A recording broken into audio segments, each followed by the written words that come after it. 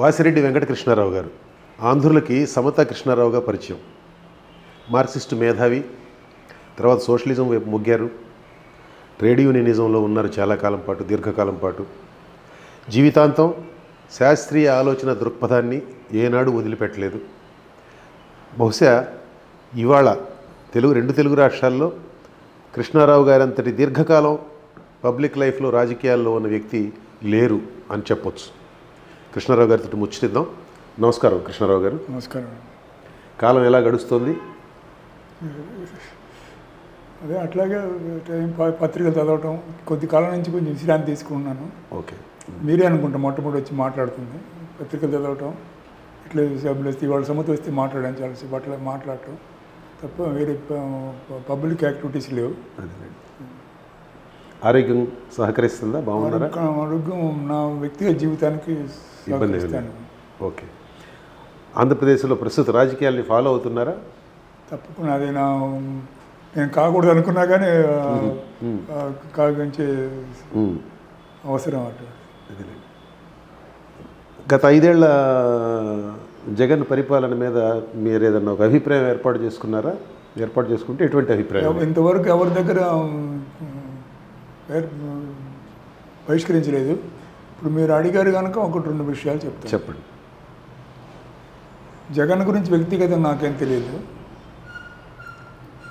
ఆయన వచ్చిన తర్వాత ఎడ్యుకేషన్లో నేను ఎడ్యుకేషన్ మీద చాలా వర్క్ చేశాను. చిన్నవాళ్ళతో కలుపుకుని ఎడ్యుకేషన్ రిఫార్మ్స్ కోసం కృషి చేశాను నేను. ఆయన ఎడ్యుకేషన్ రంగంలో తీసుకురావాల్సిన మార్పులు కొన్ని నన్ను ఆకర్షించినాయి. ఓకే. కొన్ని గ్రామాలు స్కూళ్ళు బాగు చేయటం, టీచర్స్ని రెగ్యులేట్ చేయటం, ఇవన్నీ. తర్వాత స్కూళ్ళు మూయించటం, అది దాన్ని వ్యతిరేకించాం మేము.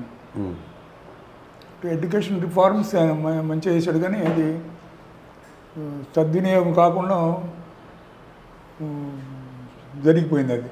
కానీ ప్రాథమిక విద్య స్థాయిలో మాతృభాషలో తెలుగు మీడియంలో కాకుండా ఇంగ్లీష్ మీడియంలో విద్యాబోధన అనేది ప్రపంచవ్యాప్తంగా అందరూ దాన్ని వ్యతిరేకిస్తున్న విషయం. దాన్ని ఆయన ఇక్కడ బలవంతంగా తీసుకురావడానికి ప్రయత్నించారు. అది జగన్ అభిప్రాయం నాకు తెలియదు, కానీ స్టేట్ అభిప్రాయం ఏంటో ప్రాథమిక విద్య మాతృభాషలోనే ఉండాలి అనేదాన్ని నేను గట్టిగా సమర్థిస్తాను. మాతృభాష అంటే అర్థం మెజారిటీ మాతృభాషే కాదు, అన్ని రకాల మాతృభాష. మా ఉద్యమంలో కూడా మీరు గమనిస్తే తెలుసుకుంటారు.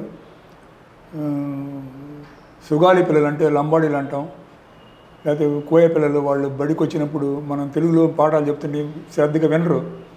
దానికోసమని ఫౌండేషన్స్ని నేను పోగు చేసి మాట్లాడించి ఆ భాషల్లో కూడా తెలుగు పుస్తకాలు, అది తెలుగులో ఉంటుంది, ఉచ్చారణ సుగాలి భాషలో, నాగా భాషలో అట్లా ఉంటాయి అన్నమాట.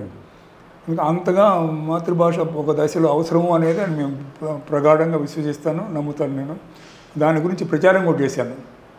కానీ ఒక జగన్ పరిపాలన అంటే మొత్తం అన్ని రంగాల్లో ఒక స్థూలమైన అభిప్రాయం చెప్పండి నాకు. స్టేటుని పరిశీలించడం అనేది కొంచెం కష్టమైనప్పటికీ ఒక క్రమంలో వచ్చాడు జగన్ అధికారంలోకి. అధికారంలోకి వచ్చిన క్రమంలో అధికారాన్ని కాపాడుకోవడం కోసమేనా, లేకపోతే ప్రజాశ్రేయస్సు కోసం పనిచేయాలనేది మీమాంస. ఆ మీమాంసతోటి అధికారం కోసమే ఎక్కువ చేయాల్సిన పరిస్థితి ఏర్పడింది. ఆ విధంగా కొన్ని కార్యక్రమాలు అధికారం కోసం చేస్తూ ఉన్నాడు ఆయన. అట్లా మేము విశ్లేషిస్తున్నాం. అవి ప్రజలకు ఎంతవరకు ఉపయోగపడుతున్న దానికంటే కూడా పాలకవర్గ పార్టీకి ఉపయోగపడతాయా లేదా అనేది నేను వాళ్ళు స్థూలంగా పరిపాలన విధానం చూసినప్పుడు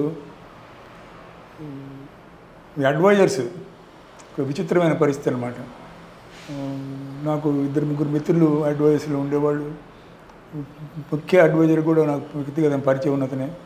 కానీ వాళ్ళు పెట్టినప్పుడు నిజంగా వీళ్ళ అడ్వైజర్ తోటి రాష్ట్రం బాగుపడుతుంది అని అనుకున్నాం మేము, మా బట్టి వాళ్ళం. ఓకే. పబ్లిక్ లైఫ్లో దీర్ఘకాలంగా ఉన్నటువంటి వాళ్ళు. కానీ అదేం కనిపించలేదు, ఆ వాతావరణం అలాంటి ప్రభావం కనపడలేదు. అది అది వాళ్ళు ఎందుకున్నారో అనేది కూడా తెలియదు. మొత్తం స్థూలంగా రాష్ట్రంలో పరిపాలన ఒక పక్కకే నడుస్తున్నట్టు కనిపిస్తుంది. రాజకీయంగా మరో మాట భిన్నాభిప్రాయం అనేదాన్ని ముఖ్యమంత్రి జగన్మోహన్ రెడ్డి సహించని పరిస్థితి. ప్రతిపక్షాలు రోడ్డు మీదకి వస్తే వాళ్ళని అరెస్టులు చేసే పరిస్థితి, ప్రతిపక్షాలు అసలు రోడ్డు మీదకి రాకుండా గృహ నిర్బంధంలోనే ఉంచే పరిస్థితి. ఎవరైనా సోషల్ మీడియాలో ప్రభుత్వ విధానాలు విమర్శిస్తూ పోస్టులు పెడితే సిఐడి పోలీసులు ఇంటికి వెళ్ళి వాళ్ళని అరెస్ట్ చేసే పరిస్థితి 5 ఏళ్లుగా ఇదే పరిస్థితి కొనసాగుతూ వస్తుంది.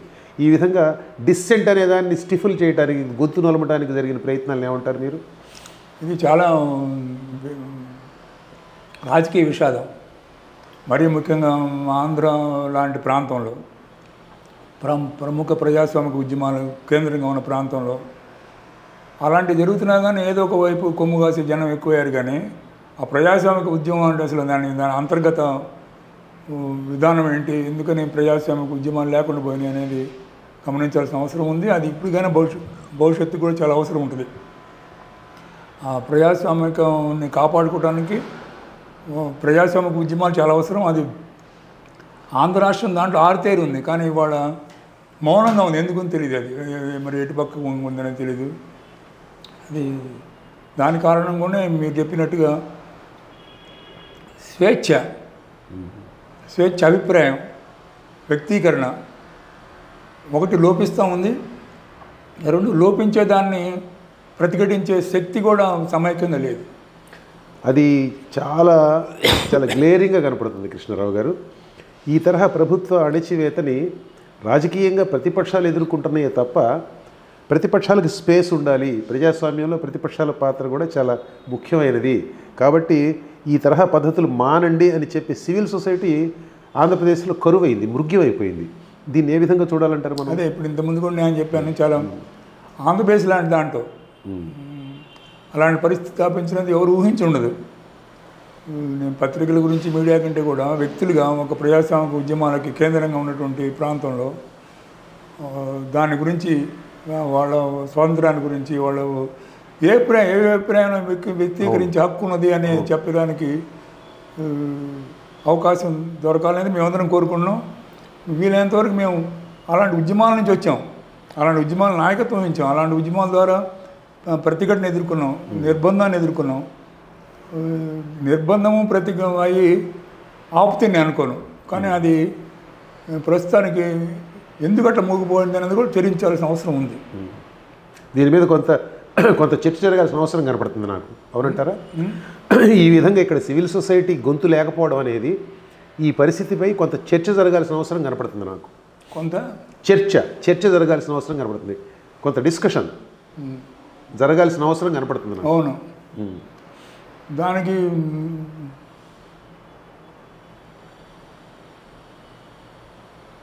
కులం కూడా ఒక మేజర్ రోల్ ప్లే చేస్తుంది ఆంధ్రప్రదేశ్ పాలిటిక్స్. ఇంతకుముందు ఎప్పుడు ఉంది, కానీ ఇప్పుడు కుల ప్రస్తావనతోనే ఈ డెమోక్రసీని కూడా ఆపే పరిస్థితి జరుగుతూ ఉంది. అంటే కులతత్వం పెరిగిందంటారా? కులతత్వం పెరిగింది. అంటే రాజకీయాల్లో కులం ప్రభావం పెరిగిందంటారా? రెండు జరుగుతున్నాయి. ఓకే, కులతత్వం వాళ్ళు పెద్ద నాయకులు అయ్యారు కనుక ప్రభావం పెరుగుతుంది. ఓకే ఓకే అది చాలా విషాదకరం. కొన్ని పత్రికలు, నేను పత్రికలు ఎప్పుడు చిన్నప్పటి నుంచి అబ్జర్వ్ చేస్తూ ఉండేవాడిని. మన రాష్ట్రంలో వచ్చిన పత్రికల్లో ఫెడరలిజం గురించి, దక్షిణాది హక్కుల గురించి, మాతృభాష గురించి విపరీతంగా ప్రచారం చేసినటువంటి పత్రికలు ఉన్నాయి. కానీ ఇవాళ వాటి ప్రభావం ప్రజల మీద పడకుండా ఒక కర్టన్ పడుతుంది. ఓకే, అది డిస్క్రిమినేషన్ కర్టన్ అనొచ్చు, లేకపోతే క్యాస్ట్ కర్టన్ అనొచ్చు, లేకపోతే ఉంటనొచ్చు. అది దాన్ని అధిగమించి ముందుకు వచ్చేది. నాకు ఒక ఎలక్షన్ దృష్టిలో పెట్టుకునే మాట్లాడను, స్వేచ్ఛను నిర్బంధించగల శక్తి లేదు ప్రపంచంలో. అది ముఖ్యంగా ఆంధ్రప్రదేశ్ లాంటి దాంట్లో స్వేచ్ఛ ఎప్పటికైనా ఒక మార్గం తీసుకుంటుంది. అది దానికి రూపం అదే దాల్చుంది. అలాంటి మా ఆస్తి ఉందాను. వైఎస్ రాజశేఖర రెడ్డి హయాంలో క్విడ్ ప్రోకో పద్ధతిలో జగన్మోహన్ రెడ్డి 40,000 కోట్ల రూపాయలకు పైగా అక్రమాస్తులు సంపాదించాడన్న అభియోగాల మీద డజనుకు పైగా సిబిఐ కేసులు, ఎన్ఫోర్స్మెంట్ డైరెక్టరేట్ కేసులు వైఎస్ జగన్మోహన్ రెడ్డి మీద ఉన్నాయి. 11 ఏళ్ల క్రిందట ఛార్జ్ షీట్లు దాఖలు చేసిన కేసులు అవన్నీ ఇంకా విచారణకు రాలేదనుకోండి. విచారణకు రాకుండా రకరకాల ప్రక్రియల ద్వారా అడ్డుకుంటున్నారు వాటిని లీగల్ ప్రాసెస్లోనే. అసలు అన్ని కేసులు ఎదుర్కొంటున్న అంత తీవ్రమైన ఆర్థిక నేరాల అభియోగాలు ఎదుర్కొనే వ్యక్తిని భయంకరమైన బ్రహ్మాండమైన మ్యాండేట్తో గెలిపించారు ప్రజలు, ఆంధ్రప్రదేశ్ ప్రజలు 2019 ఎన్నికల్లో. అవినీతి అనేది ఒక ఇష్యూ కాకుండా పోయిందా మన రాజకీయాల్లో, మన పబ్లిక్ లైఫ్లో? ఇక్కడ చాలా కీలకమైన అంశం ఒకటి ఉంది, మనం ప్రజల దగ్గర తీసుకోవాల్సింది. నేను నా మిత్రుడు జార్జ్ ఫెర్నాండెస్ అసమానతల గురించి కాకుండా అక్రమార్జన గురించి మాట్లాడేవాళ్ళం. అక్రమార్జనలను అసమానతను పెంచడానికి పనిచేస్తాయి, మీకు జరగాల్సిన న్యాయాన్ని దూరం చేస్తాయి, మీకు పొందాల్సినటువంటి హక్కుల్ని, ఆర్థిక లాభాలని వేరే వాళ్ళు తింటారు, అదే ఆర్థిక దోపిడీ అంటే అని మేము మాట్లాడేవాళ్ళం. ఇప్పుడు కూడా నాకు రాజిరెడ్డి గారితో ఎక్కువ పరిచయం లేదు, ఒక్కసారి కలిశాను ఆయన. నేను ఆంధ్రప్రదేశ్ పౌరులను చాలా బాగుంది చూడమని మిత్రులు చెప్తే చూడటానికి వెళ్ళాను. నేను వెళ్ళేటప్పటికి వెళ్ళి చూసే టైంలో రాజిరెడ్డి గారు వచ్చారు. ఓకే, వస్తే గీతారెడ్డి గారు, కృష్ణారావు గారు అండి సమత, నాకేం తెలియదు, పెద్దవారు, మన రాష్ట్రంలో పెద్ద నాయకుడు, మీరేమన్నా సలహా ఇవ్వండి అంది. నేను చెప్పాను, రాజశేఖర గారు నేను భుజం మీద చేసి మాట్లాడాను అని. ఎందుకని నేను ఫీల్ అవ్వలేదు. మీ మీద ఎటువంటి అభియోగాలు వచ్చినప్పటికీ మీరు నీటి వసతులు, ప్రాజెక్ట్స్ కంప్లీట్ చేస్తే ప్రజలు వాటిని నమ్మరండి, అది కంప్లీట్ చేయకపోతే ప్రజలు నమ్ముతారండి వీళ్ళ అభియోగాలని, అది చేయండి నన్ను. గీతారెడ్డి గారు ప్రెస్ని పిలవమంటారు, ప్రెస్తో మాట్లాడతారా? అప్పుడు రాజశేఖర రెడ్డి గారు వాళ్ళు జీవితాంతం కాంగ్రెస్ వ్యతిరేకులు, జార్జ్ ఫెర్నాండెస్ గారు, కృష్ణారావు గారు, మన రాష్ట్రంలో ఆయన ఉండటం చాలా గొప్ప విషయం అని అన్నాడు. తర్వాత నాకు బాగా గుర్తు, అసెంబ్లీలో ఏదో మాట్లాడతా ఒక సోషలిస్ట్ నాయకుడు మాకు సలహా ఇచ్చారు, ఎప్పుడు ఇరిగేషన్ మినిస్టర్ వచ్చినా మా ఇంటికి పంపించేవాడు. బిహేవియర్లో తండ్రి కొడుకు బిహేవియర్లో ఆ తేడా ఉంది. కానీ ఆ జలయజ్ఞంలోనే బోలెడు అవినీతి అందుకే జరిగిందని. జనం నమ్మకం ఉండాలంటే ఇది కంప్లీట్ అవ్వాలి, లేకపోతే నమ్ముతారు మీరు చెప్పే. అది అవినీతి అనేది ఎన్నికల అవుట్కమ్ని ప్రభావితం చేయటం లేదా? చేయడం లేదని అనుకోవాలా? అక్కడ ఒక లోపం ఉందండి. ఈడీస్ కానీ, సిబిఐ కానీ, ఇంకోటి కానీ, కేంద్రంలో పాలిటిక్స్ గేమ్ నడుస్తూ ఉంది. ఏ రాష్ట్రం ఎవరిని తమ దగ్గర ఉంచుకోవాలి, ఎవరిని దూరం ఉంచాలని దాని మీద ఒక సిస్టమేటిక్గా కేంద్రం పనిచేస్తూ ఉంది. అది అవసరం వచ్చినప్పుడు దాన్ని వినియోగించుకుంటే, అవసరం లేనప్పుడు వినియోగించుకోవట్లేదు. అది ఆంధ్రప్రదేశ్ విషయంలో కూడా దొరుకుతూ ఉంది. అది మేము మొదటి ఉద్యమాల్లో ఉన్నప్పటి నుంచి సిబిఐని ఎప్పుడు కూడా అనుమానిస్తూ వచ్చేవాళ్ళం. సిబిఐ అనేది పెద్ద కొత్త ఆయుధమేం కాదు, అది కూడా పోలీసేను, అది ఎవరి చేతిలో, ప్రభుత్వం ఎవరి చేతిలో ఉంటే వాళ్ళ చేతిలో ఉంటుంది అని చెప్పిన. ఆ ఎడ్యుకేట్ చేయడంలో ప్రజల్ని ఆ స్థాయికి పెంచడంలో మేము విఫలమయ్యామనిపిస్తుంది అనమాట. అంటే ఏదో ఒక సంస్థ వేస్తే, ఎన్ఫోర్స్మెంట్ సిబిఐ వేస్తే అదేదో న్యాయం చేయబోతా ఉంది, న్యాయం జరుగుతుంది అనేటువంటి అభిప్రాయాన్ని ఒక శాస్త్రీయంగా చేయలేకపోయాం. ఇప్పుడు నిజానికి ఆ పరిస్థితి లేదులేండి. సిబిఐ, ఈడీ, ఎన్ఫోర్స్మెంట్ డైరెక్టరేట్, ఈ తరహా సెంట్రల్ ఎన్ఫోర్స్మెంట్ ఏజెన్సీస్ని, నేర పరిశోధక సంస్థల్ని ప్రభుత్వం, రాజకీయ పెద్దలు చెప్పు చేతుల్లో ఉంచుకొని మీరన్నట్టు ఎవరి మీద ఎప్పుడు ప్రయోగించాలో వాళ్ళ మీద అప్పుడే ప్రయోగిస్తూ వస్తున్నారు. దానికి ఉదాహరణకి మన ముఖ్యమంత్రి గారి మీద ఉన్న కేసులు ముందుకు నడవకపోవడమే మనకి పెద్ద ఉదాహరణ. కానీ but the fact remains that there are strong allegations, corruption allegations against him. అదే ఆ కేసులు అట్లాగే ఉన్నాయి కదా. సిబిఐ సిబిఐని రాజకీయంగా ఉపయోగిస్తున్నారన్నది నిజమైతే అవినీతి జరుగుతుందన్నది కూడా నిజమేగా. దాన్ని అసలు అవినీతి అనేది ప్రజలు నమ్మట్లేదని కానీ అనుకోను. ప్రజల్ని అవినీతి కండక్ట్ చేయడంలో మనం విఫలమేమని అనుకుంటున్నాం. ఓకే. అవినీతికి వ్యతిరేకంగా పోరాటం చేయాలంటే అవినీతి వల్ల మనకు నష్టం ఉందనేది వాళ్ళు పించవట్లా, అక్కడ విఫలమయ్యాం. అది అవినీతి జరిగినా మాకు వస్తే సరిపోద్ది, మాకు ఇస్తే సరిపోద్ది అన్నట్టుగా ఉందన్నమాట. దాని నుంచి మీరు ఇంతమంది చెప్పినట్టు ప్రజాస్వామిక పోరాటాలు ఇంకా సైంటిఫిక్గా ఇంకా ప్రజల్లోకి వెళ్ళిపోయి ప్రజల్ని అన్ని రంగాల్లో సామాజిక ఆర్థిక రంగాల్లో జరిగే పరిణామాలు మా దేశ భవిష్యత్తుకు ఉపయోగపడుతున్నాయి, నష్టం చేకూరుస్తున్నాయి, దాన్ని మార్చాలి అనే ఆలోచన ప్రజల్లో రావాలి. రాజకీయ నాయకుల్లోనే కాదు, ప్రజల్లో ఆ తరహా ఆలోచన తెప్పించి కెటలిస్టులు కూడా అవసరమేగా. ప్రజల్లో ఆ తరహా ఆలోచనలు తీసుకురావడానికి ఉత్ప్రేరకంగా పనిచేసే మనుషులు కూడా ముఖ్యమే కదా. అటువంటి వాళ్ళు లేరు కదా ఇవాళ. అదే విచారకరమైన విషయం. ఎందుకని లేరు అనేది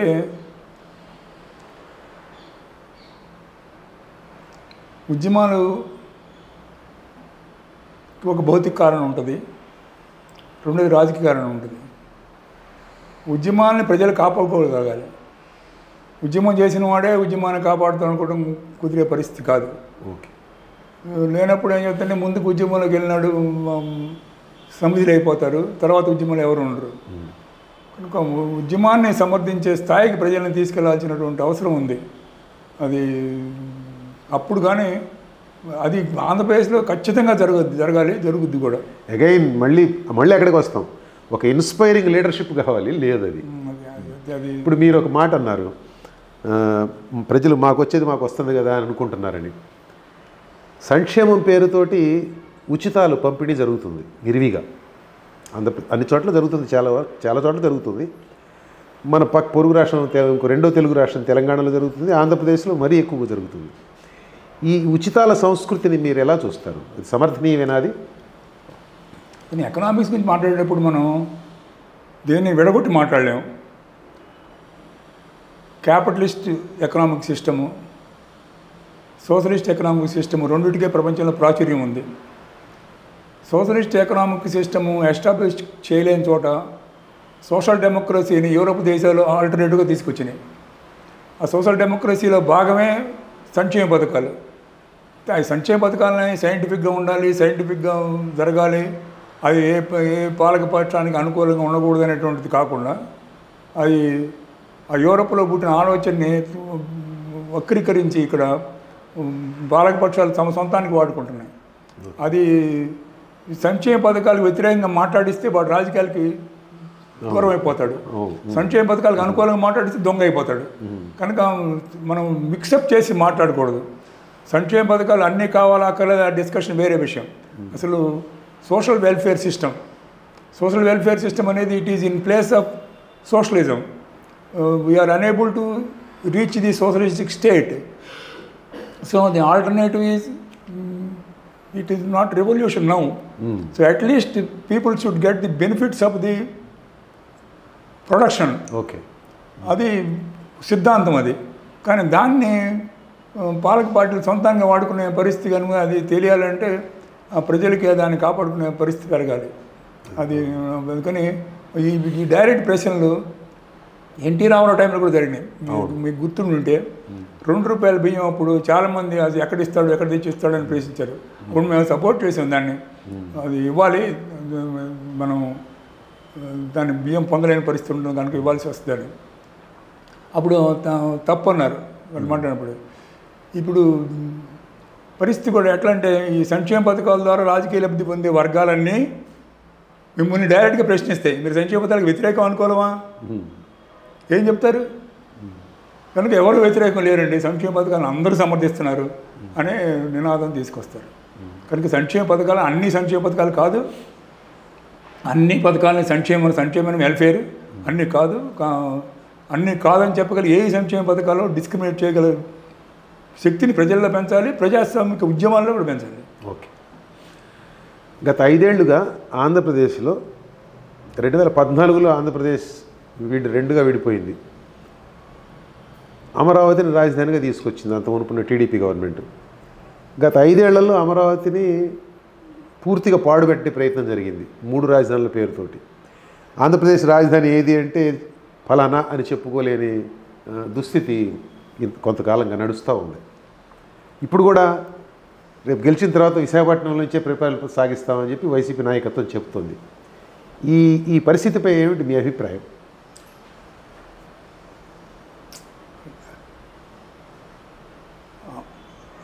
అమరావతి రాజధాని కాదు,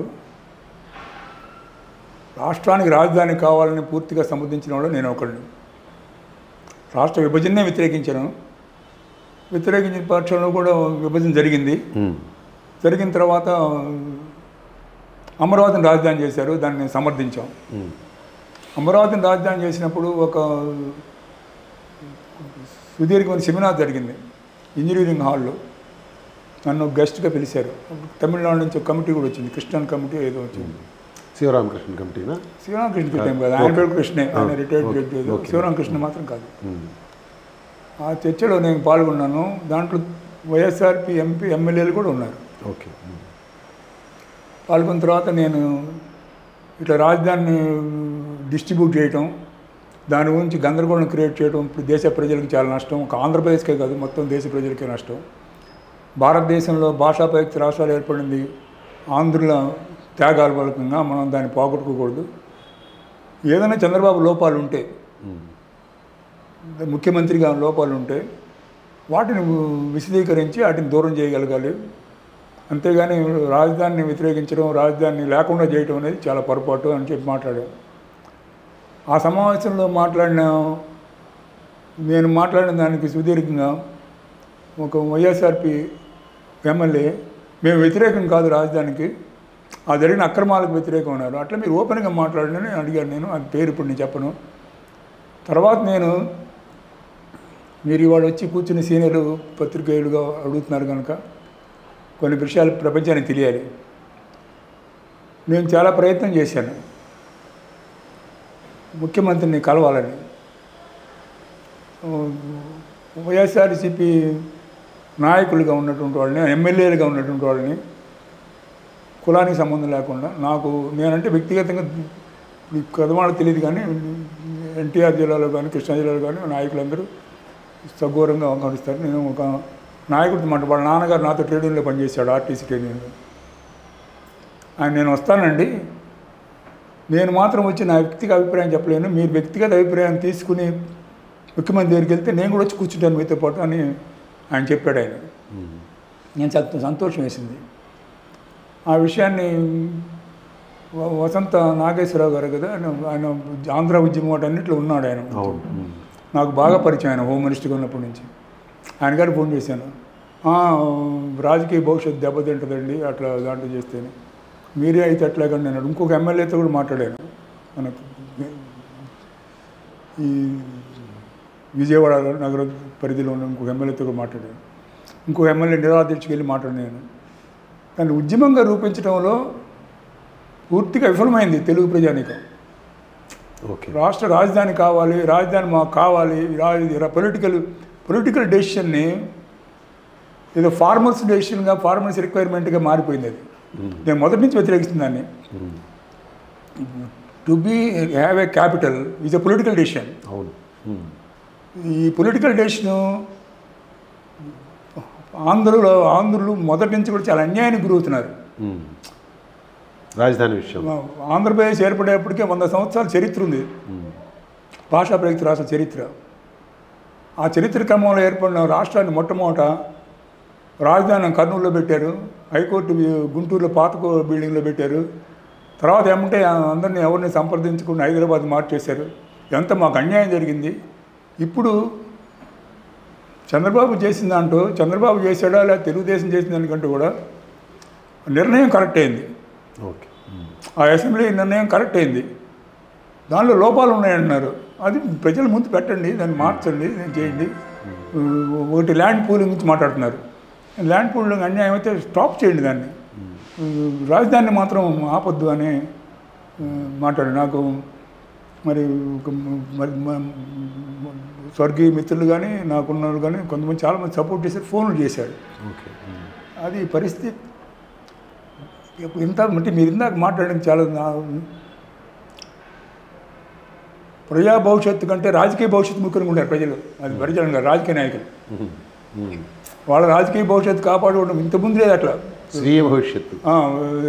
ఇప్పుడు మన వేమనపల్లి శ్రీకృష్ణ కానీ, లేకపోతే మావిలాల గోపాలకృష్ణ గారు కానీ, తేనెటి విశ్వనాథం గారు కానీ, వాళ్ళు ఎప్పుడు వాళ్ళ రాజకీయ భవిష్యత్తు దెబ్బతింటుందని మాట్లాడేది.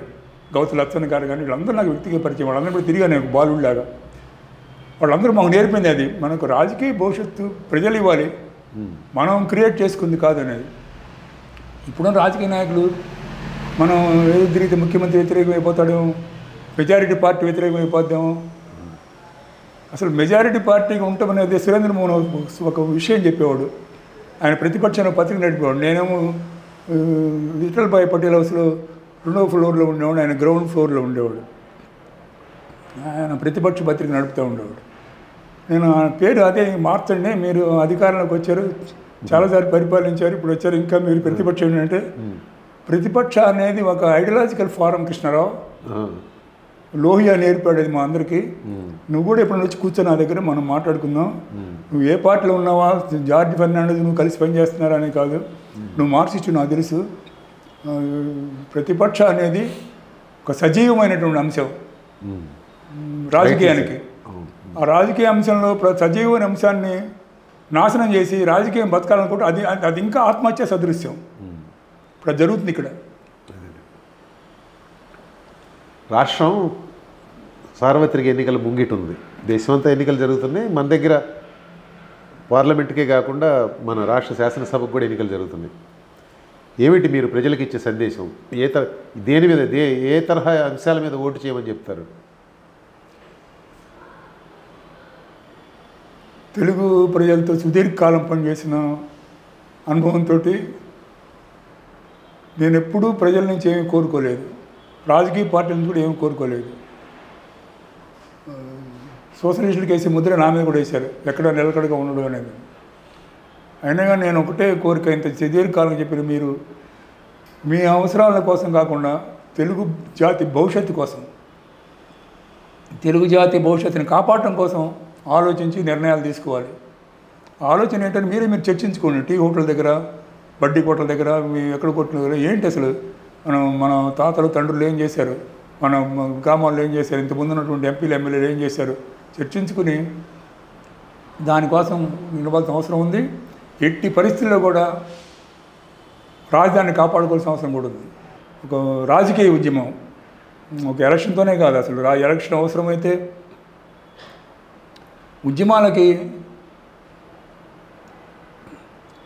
నేను ఎప్పుడు అస్సాం వాళ్ళతో చాలా దగ్గరగా ఉంటాను. అస్సాం గణ పరిషత్తు వాళ్ళు పార్టీ పెట్టమని నాతో ఉండేవాళ్ళు. ఇక్కడికి వాళ్ళు తమిళనాడు తీసుకెళ్ళాను, వాళ్ళందరినీ పరిచయం చేశాను. మాట్లాడాళ్ళు. రాష్ట్ర విభజన జరిగినప్పుడు పార్లమెంట్లో వ్యతిరేకించారు, వాళ్ళందరూ మాట్లాడారు. ఇద్దరు, ఒక రాజ్యసభ సభ్యుడు, ఒక పార్లమెంట్ సభ్యుడు. ప్రఫుల్ల గోసది విజయవాడ వచ్చారు, ఆయనతో మాట్లాడిన వాళ్ళు ఉద్యమాలకు ఊపుర్లు. అలాంటి అందరూ సలహా తీసుకుని అన్ని ప్రాంతాలు, భాషా ప్రయుక్త రాష్ట్రాల ప్రాంతాలని సలహా తీసుకుని ఈ ఎన్నికల్లో అదొక ప్రోగ్రాం ఎందుకు తీసుకోకూడదు? రాష్ట్ర రాజధాని అయితే రాష్ట్రం పోద్ది, రాష్ట్రం ఎందుకు ఉంటుంది? అది ఆంధ్రుల ప్రయోజనాలు, అది ఆంధ్రుల ప్రయోజనాలు ఎజెండాగా, విస్తృత ప్రయోజనం ఎజెండాగా ఓటు చేయమని చెప్తారు మీరు, అంతే కదా? అంతే కదండి. థ్యాంక్ యూ కృష్ణారావు గారు, చాలా విలువైన విషయాలు చెప్పారు, తెలుగు ప్రజలకి మంచి సందేశం ఇచ్చారు. మీరు చక్కటి ఆరోగ్యంతో మరింతకాలం పబ్లిక్ లైఫ్లో ఉండాలని, మీ మేధో పటిమని తెలుగు ప్రజల అభ్యున్నతికి ఎంతో కొంత ఉపయోగించాలని కోరుకుంటూ సెలవు తీసుకుంటారు. థ్యాంక్స్ అండి. మీరు వచ్చారు, పనిమాల ఇంటికి వచ్చి ఇంటర్వ్యూ చేస్తున్నారు, మంచి విషయాలు వచ్చి ప్రశ్నించారు.